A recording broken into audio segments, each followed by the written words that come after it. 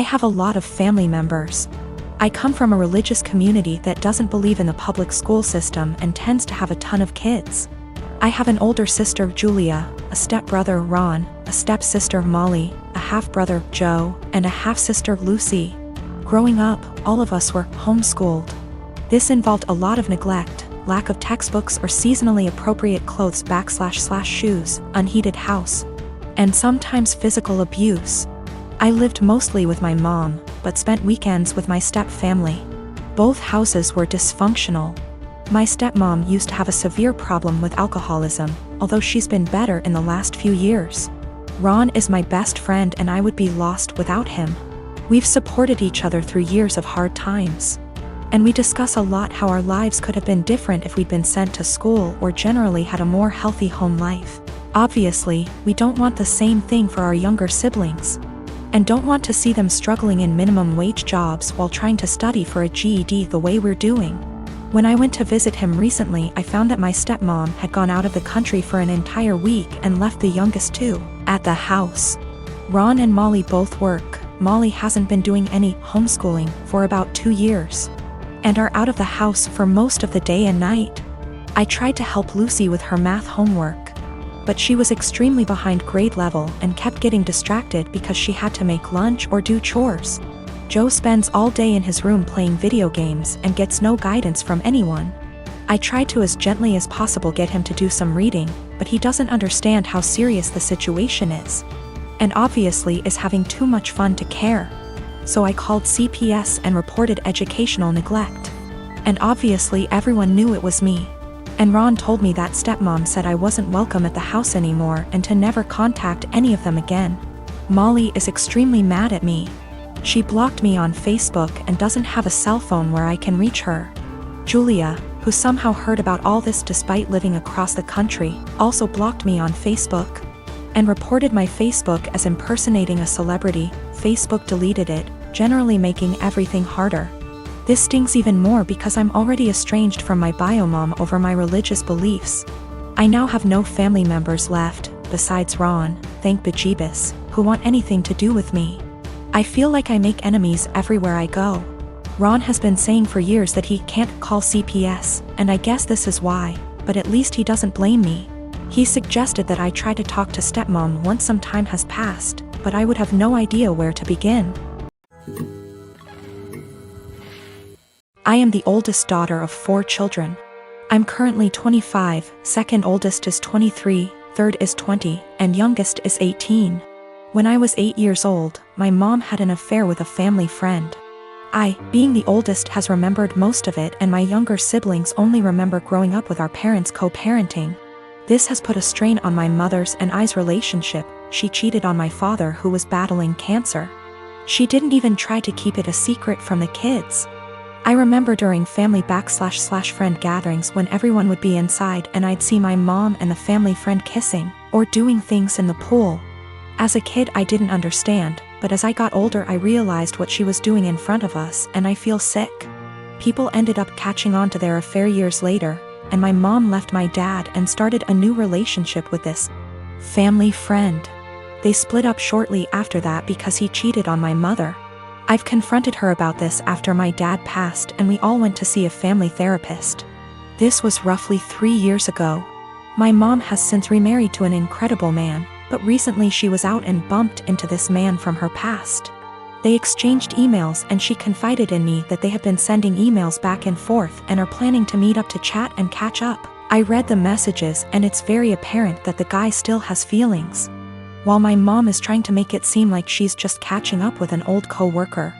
But I know my mother, and I know she is still slightly infatuated with this man, and flattered that he still wants her. I mean, it's been years, why else would you want to catch up? My new stepdad knows about her past, and while he doesn't agree with it, it's been years, he wasn't in her life yet. She asked me what I thought about her meeting up with him, and said something along the lines of needing closure. She asked for my honest opinion about the matter, and I told her, to be honest mom, you dealing with this guy in the past ruined yours and daddy's marriage, and you guys had 4 kids. Why you think it wouldn't ruin this one, but why don't you stop being and stop thinking with your And delete this guy's damn email? She cried, said she couldn't believe I just called her a and left my house. We haven't spoken for a few days. Today, I got a call from my siblings saying I hurt my mom's feelings and whatever happened between her and daddy's marriage was between them. I disagree. I had to witness my mom cheating on my father. I watched him die in bed while she was off to God knows where with this man. She asked for my opinion, and my opinion is that she's selfish and who left my dad to die on his own, and she wants to rekindle with this man and possibly cheat on my new stepdad. I own a small condo in Orlando. I bought it while working for the Mouse, and my friend Ben lived there with me. Ben's a cook and is rarely home. He has a large room that is accessible from outside and attached bathroom that locks to the rest of the house. Well, I got a different job, got engaged to my partner, and moved a few hours away. We kept the condo as a place to stay when we visit the parks. And we agreed with Ben that he could continue living there as long as he paid all the utilities and maintained the place. Our friends use it too. They pay a bit for utilities, are told don't bother Ben, and clean before they leave.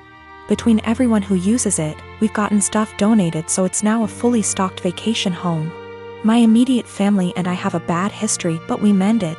They've used the condo 3/4x a year. On Monday, Ben got woken up at 2 a.m. by hammering on the main door. My aunt and uncle, their kids, and their grandkids were all there waiting to be let in. I haven't spoken to these people in years after they decided I was the devil's spawn for being gay. They demanded that the caretaker give them the keys. Ben called me. I told him to give them my number, then shut and lock the door and not let them in. My aunt was insistent that my condo was actually owned by my family. It was the family vacation home. And it was against the law to not let them in. I told her no, it was mine, I own it and I let friends and family use it, but I choose who stays there. There was a lot of back and forth and some petty name calling. She said they were here for a week, where were they supposed to go, and I said I don't care. Meanwhile, my partner reported that Ben texted them saying my uncle was attempting to kick in the door. I said tell him to call the police. She hung up on me and Ben said they left. In the morning, I got a phone call from my mom trying to convince me to let them stay. We had an argument during which she admitted that she didn't tell people that I owned the property, because she didn't want the rest of our family to know they were in contact with me again. I told her if that's how she wants our relationship to be, then she's no longer welcome. I checked in with Ben and he's okay. Today my aunt sent several texts asking to stay at the house because they hadn't accounted having to pay for a hotel, and they had planned to just buy groceries and use the kitchen. I told her no. She said they were about to be out on the street with their luggage. She called me cruel and heartless and that I was ruining Disney for the kids. That made me hesitate, probably because I worked for the Mouse. I know that particular family line has very little money. Yet I find it hard to believe someone would plan a whole vacation without accounting extra funds for it. But the kids are really young. I'm so furious over the homophobia that it feels like a point of pride to deny them access. I had been with Carrie for 10 years, best friends since we met at the age of 12 in high school. We had tons of amazing memories. We've traveled to several countries together and made long-term work for 3 years while separated due to studies. Last Thursday I proposed to her in St. Lucia, not in front of anyone mind you, I wanted it to just be private. She didn't say anything and I was thinking, oh shit, did I say or do something wrong? She started crying and said she had something to explain to me. She didn't want to marry me because she'd been sleeping with the coworker she said was just a friend for around 3 months. She said she rationalized it was just a thing that would pass, but it's continued, and she said she loves me so much. More than I'll ever understand, that I've helped her so much and she doesn't even know why she has done this. She said she loved me too much to marry me knowing she'd done what she did. She doesn't love the guy. It was just sex and she had been trying to stop the affair, but I proposed before that happened and she said she knew when I was kneeling that she couldn't marry me, not after everything I'd done for her, so she told me. I feel like my whole world has shattered. We had an awkward flight home on Friday evening and haven't spoken since. She has tried calling me but I haven't answered and I have until Monday off, so I'm just here. I've barely eaten. I feel like there's a black hole in my stomach draining everything I have mentally. I can't wrap my head around the fact that she was cheating, that she lied, that she hid it from me.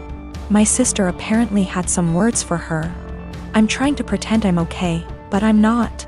Every morning that I've woken up since last week Friday morning has just been bleak. I love her so much, but I've no intentions of getting back together. I don't think I would ever be able to trust her again, much less forgive her, for a very long time. My best friend brought a 6-pack yesterday and we drank in the evening. I cried my eyes out in the shower last night.